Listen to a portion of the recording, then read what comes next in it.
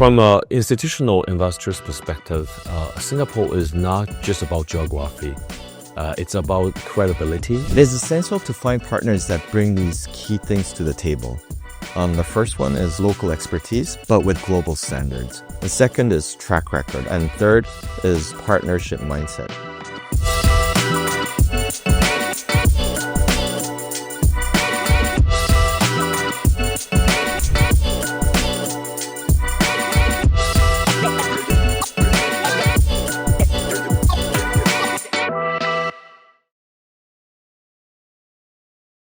Hello everyone and welcome to today's episode of the Lighthouse Canton IDEAs Podcast. I'm your host, Samantha here at Lighthouse Canton.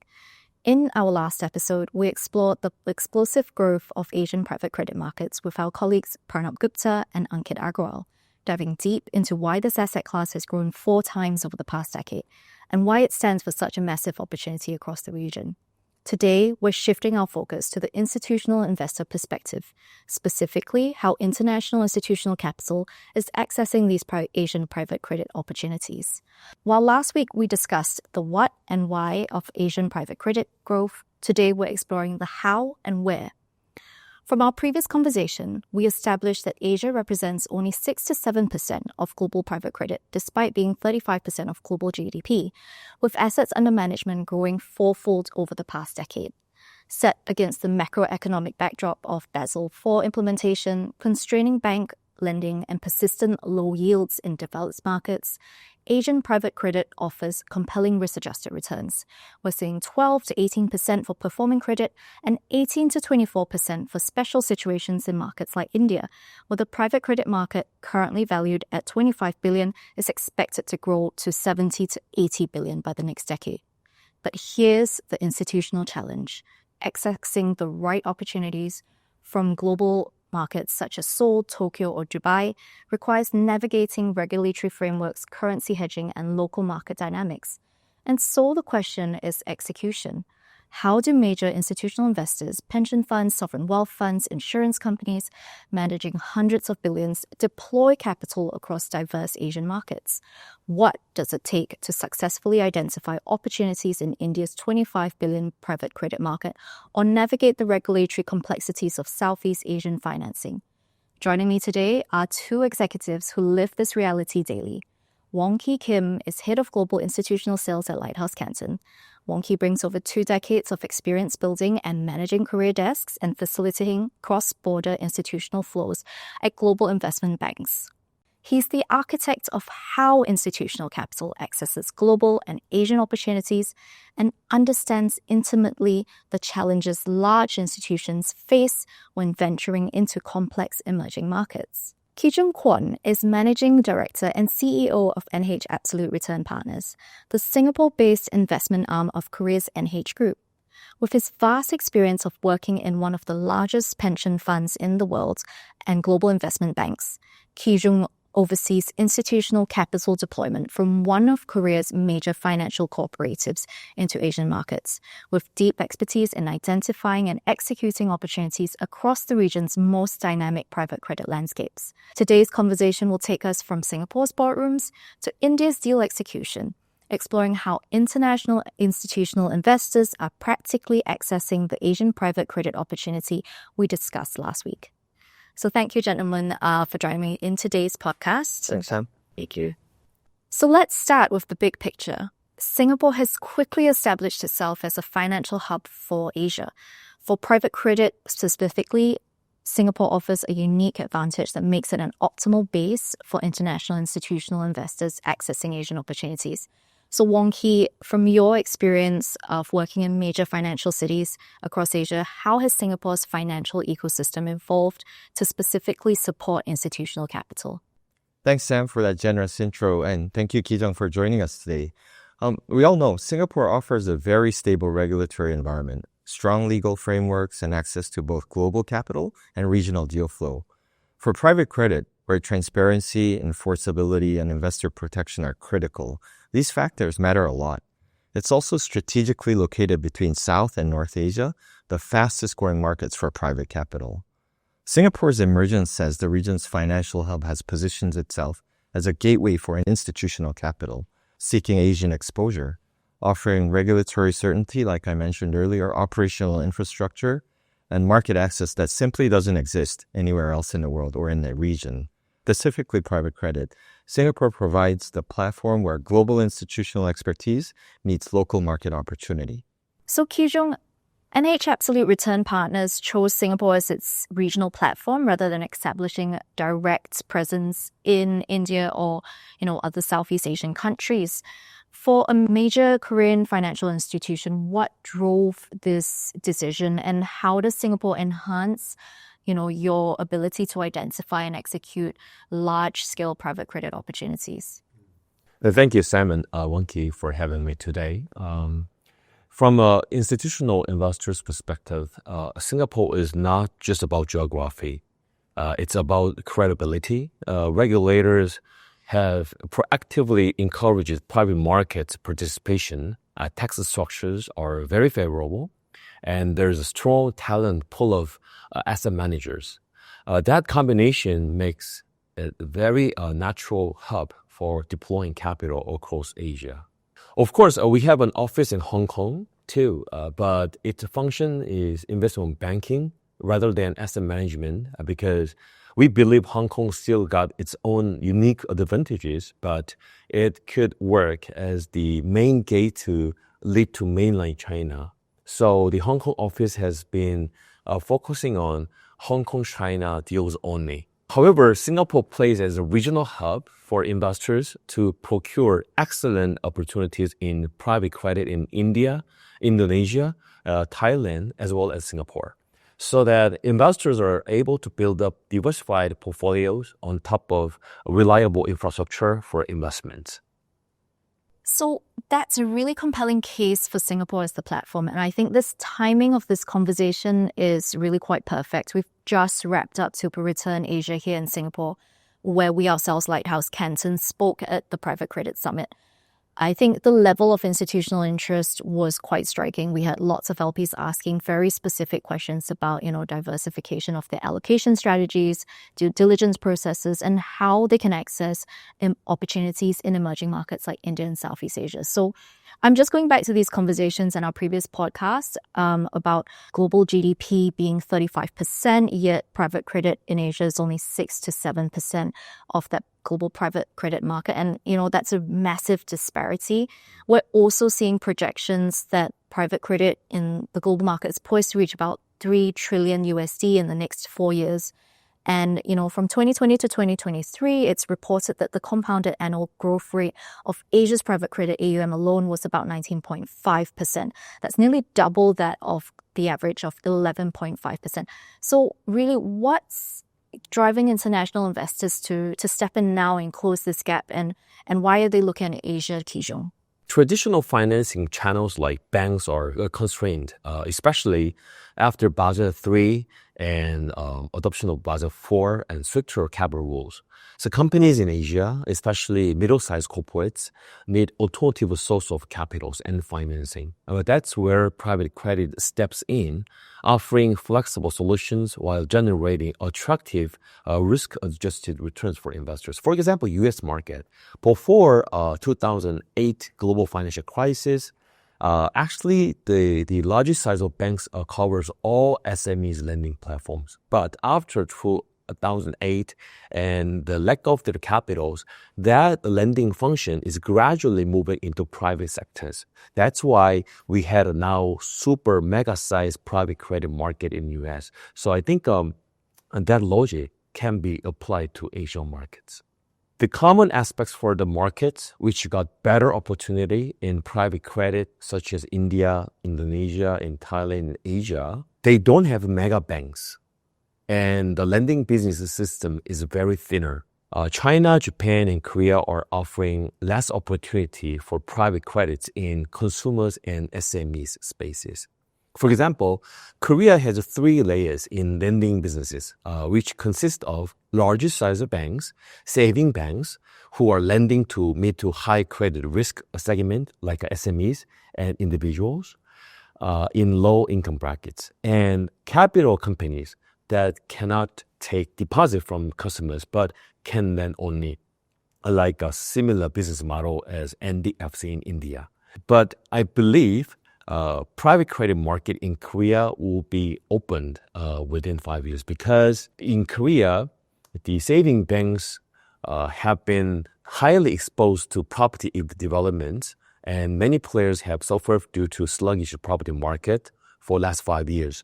So with the lack of capital from saving banks, we are going to see some potential growth in private credit market in Korea too.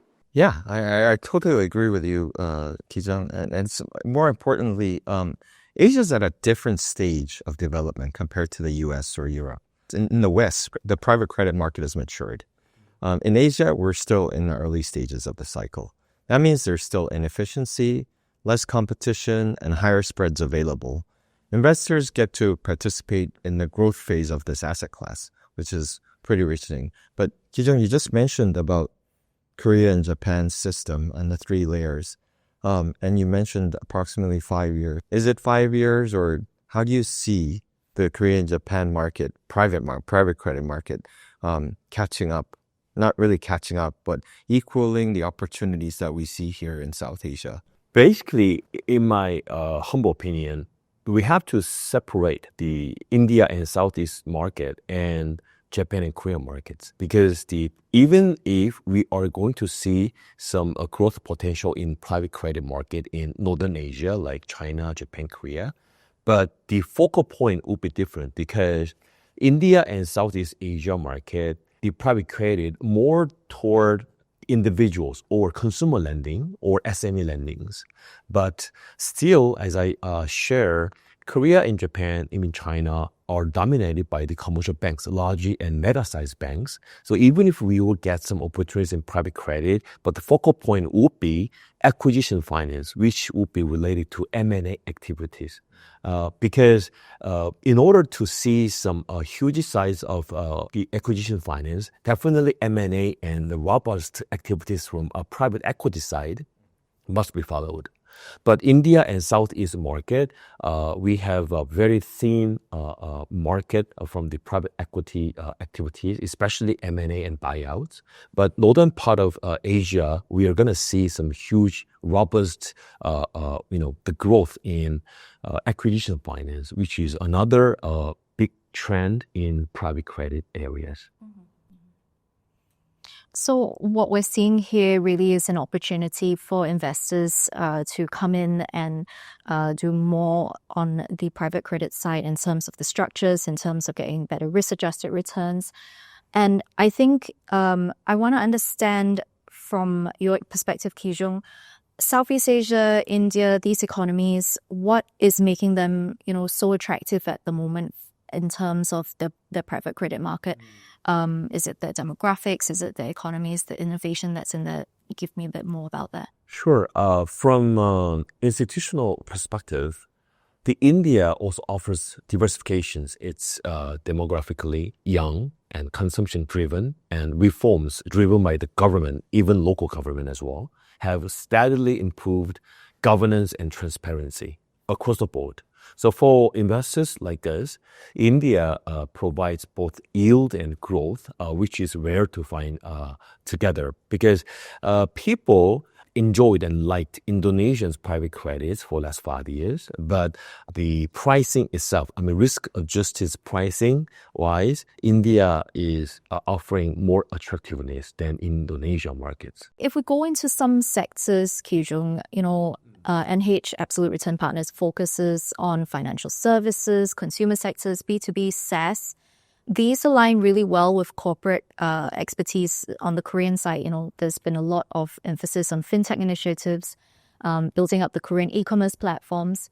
Given your experience, what parallels are you seeing in India's growth sectors? Is the market deep enough to deploy significant capital, and what gives you confidence in India's scalability? Sure. Korea industry has been doing well in e-commerce and fintech and the SaaS business as well. But scalability-wise, Korea has a limited size compared to India. That's why overall, we definitely prefer Indian market over Korea domestic markets in terms of scalability and growth potential. So we are a big fan of Indian fintech who are specialized in consumer lending spaces. Unlike other Southeast Asia countries, all fintech companies in India must be equipped with the relevant license, mostly NBFC license. And some people say that it might look like those fintech guys are not much flexible or agile, or they lost some freedom for business expansion. But to me, it's not true, because as a licensee, a fintech company runs in a stable playground and it gives investors credibility, while some fintech players in other countries have been all of a sudden suspended or regulated by the authority. They play in some gray area business because of lack of legal frameworks. So India government is encouraging digitalization in finance space, and there are plenty of good talents in digital businesses. And domestic fintech market is huge, so a player does not need to be nationwide player. If they are dominant player in 4 to 5 states, their scalability would be good enough to bring some, the good values. So on the other hand, we believe energy transition, including batteries and storages, is promising because due to the government's drive, solar and the wind alternative energies will be highlighted. Actually, people don't know that India markets wind and solar are the 4th largest market in the world. And electric mobility and bioenergy and waste to energy will be another key focal points, which will demand more capitals from private sectors. I would also want to add, as Lighthouse Canton, as one of the big players in the Indian private credit space, we're seeing domestic Indian private funds gaining markets share from global players, as well as local expertise. And as a big Korean institution like yourself, how do you compete against global giants and local expertise? Oh, that's good questions. We recognize that local players in India have deep on-the-ground knowledge, and global players bring scale and brand recognitions. To be honest with you guys, my company cannot compete with the global size companies in terms of deal sourcing and deal executions, and also deal size. We collaborate with the trusted local partners and teams who understand the nuance of Indian markets, the regulations and the promoters and credit cycles. At the same time, we bring a global investor lens, a strong governance and risk management platforms, and the ability to connect Indian opportunities with international capital.